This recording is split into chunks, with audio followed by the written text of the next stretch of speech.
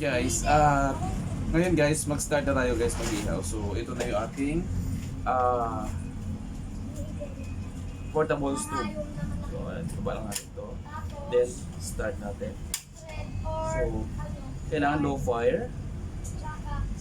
Kasi ihaw lang siya. And then, lagyan natin ito.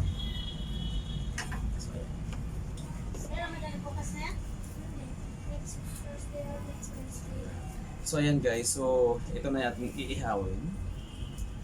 Tcharan! So kuha lang tayo guys ng tong. So itong ating ihawan guys ay ang Korean na stick na grill pan. Ayan. So pwede ka dito mag-ihaw ng kahit ano. Baboy, manok, isda, saging, mga hotdog. So, pwede ka rin yata magprito ng ito dito na side up na wala ng mantika. So, ayan. So, kailangan natin painitin para matuyo yung mga water. And then, after na matuyo yung water, guys, so start na tayo mag-ihaw.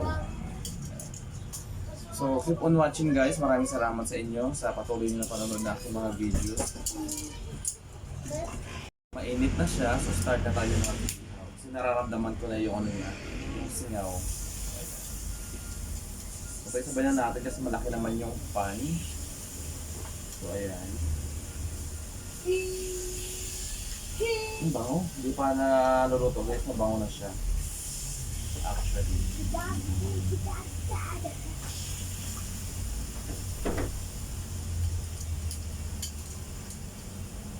So, hintayin lang natin guys maluto yung other side bago natin siya baliktarin. Dahil medyo half cook na siya, so turn natin siya guys para equal yung ano. Ayan, ang ganda ng pagkakaluto guys. So later i-zoom natin yung yung video. So ang kagandahan dito guys sa ihawan na to guys, ma-juicy yung yung inihaw. Hindi siya dry. Kasi nga hindi siya hindi tumutulo yung niya, yung katas. So parang yung katas yung nagluluto sa kanya. Sorry guys, yung kamay ko sa left-handed ko sa guys, sorry. Kaya pasensya na kayo sa mga videos ko kung may mga kamay ako na ayan. So ayan na guys yung nabaliktad ko na siya na part. 'Di ba? Ang ganda. So ayan na guys, turn na natin guys kasi luto na yung half on the other side. Ayan na. So luto na siya, so kailangan maluto din yung other side. Then later lagyan natin ng butter pag yung luto na para mas masarap. Ang hirap pag left-handed guys. Nahihirapan akong kumilos. Ayan, lalo pag nabaliktad ng mga luto kasi nag-ano siya. Naka-block niya yung camera. Guys, almost 70% cook na siya. 'Di ba hindi siya mauling? So, ayan na guys. Ayan na guys. Malapit na siyang maluto. Nilipat ko lang yung camera kasi lagi siyang nabablock ng kamay ko. So, ayan na. Check natin ulit.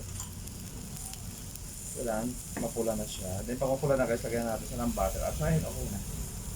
Ito na guys, ito na siya. So, yung iba namang fish, ayan, ganoon din. So, ito na.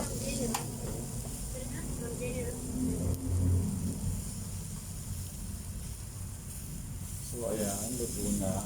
Sarap. Sarap sa feeling, guys, na accomplish mo yung masarap na luto dahil at safe yung pagkain sa carcinogen.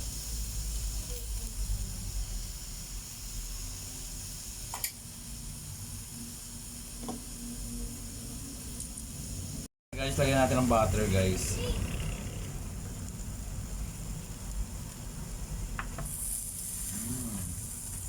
Sarap. So yung butter guys, mag-a-add din siya ng bango at saka lasa.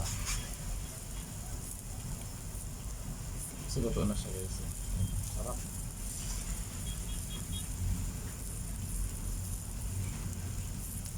So parang ang lasa niya guys later is parang lemon butter na. Ayan, luto na siya.